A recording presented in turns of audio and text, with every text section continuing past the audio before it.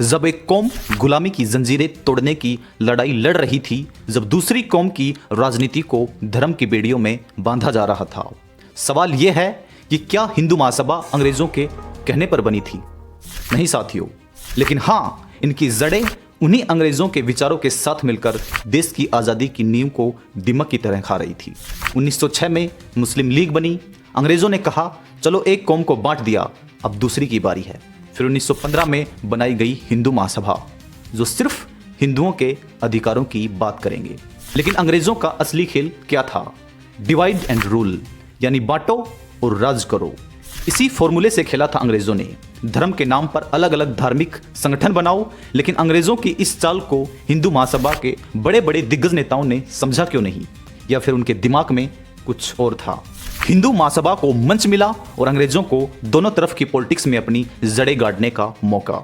Congress jail में थी, भारत छोड़ो आंदोलन जोरों पर था और उधर बंगाल और सिंध में हिंदू महासभा और मुस्लिम लीग अंग्रेजों के साथ मिलकर सरकार चला रहे थे। अब सोचना आपको यह है कि यह आज़ादी की लड़ाई थी या सत्ता की साझेदारी। हिंदू महासभा का गठन अंग्रेजों के कहने पर नहीं, पर उनके फायदे में जरूर था। ये वो राजनीति थी जो हिंदुओं की रक्षा के नाम पर हिंदुस्तान को बांट रही थी। धर्म की आड़ में बनाया गया हर गठबंधन आज़ादी के आंदोलन के लिए एक बहुत बड़ा धोखा था। सवाल करो, क्योंकि जो इतिहास नहीं समझते हैं वो उसी धोखे को अपना भविष्य बना बैठते हैं।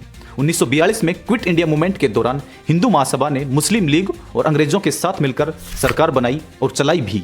सावरकर साहब ने क्विट इंडिया मूवमेंट का विरोध किया।